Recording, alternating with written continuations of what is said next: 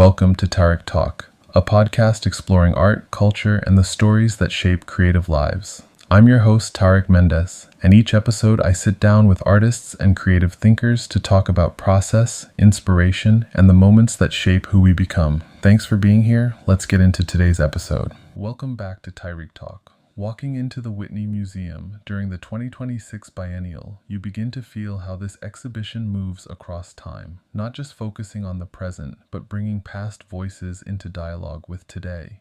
The Whitney, known for championing contemporary American art, becomes a space where histories are revisited, reframed, and reintroduced. Curated by Marcela Guerrero and Drew Sawyer, this biennial brings together artists across generations, creating unexpected connections between different moments in art history. It's not just about what is new, it's about what has been overlooked, interrupted, or left unfinished. And Carmen de Monteflores' work carries that sense of rediscovery in a powerful way. Her paintings, originally created in the late 1960s, immediately stand out through their form. These are shaped canvases, not confined to the traditional rectangle, but extending outward into space. The edges of the paintings become part of the composition, creating works that feel both structured and organic at the same time. Within these forms, bold fields of color unfold.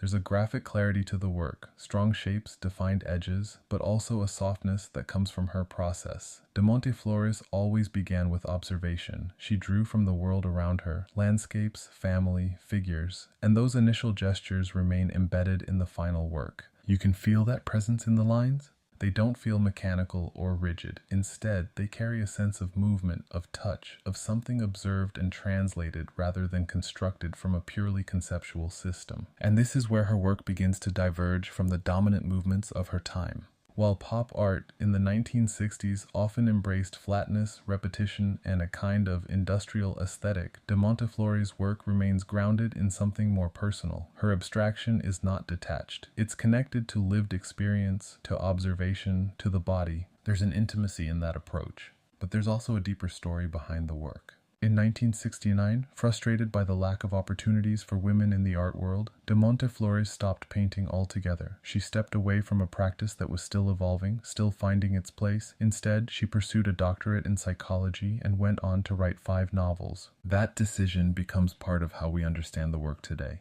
These paintings are not just objects from the past. They are fragments of a trajectory that was interrupted. They carry both what was realized and what might have been. And within the Whitney Biennial, that history takes on new meaning. This exhibition is deeply concerned with systems. Who is included, who is excluded, and how those structures shape artistic visibility. By presenting de Monteflores' work now, the biennial becomes a space of re-entry, bringing her practice back into conversation with contemporary artists. That conversation becomes even more personal through the inclusion of sculptures by her daughter, Andrea Fraser, mother and daughter. 2 artists, 2 generations, 2 different practices, presented side by side. There's something powerful in that pairing. It creates a dialogue not only between forms, painting and sculpture, but between lives, between histories, between different experiences of the art world. Themes of inheritance, influence, and continuity begin to emerge. The Whitney space amplifies this encounter. As you move through the galleries, you feel the layering of time. Past and present coexist, not as separate categories, but as part of an ongoing narrative.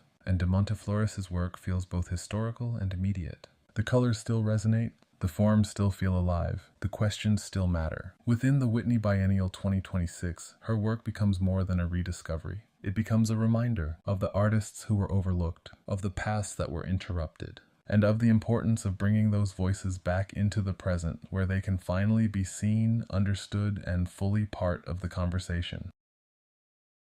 Thank you for spending this time with me on Tariq Talk. If this conversation resonated with you, don't forget to subscribe and share the episode. You can follow along on social media for behind-the-scenes moments, guest highlights, and what's coming next.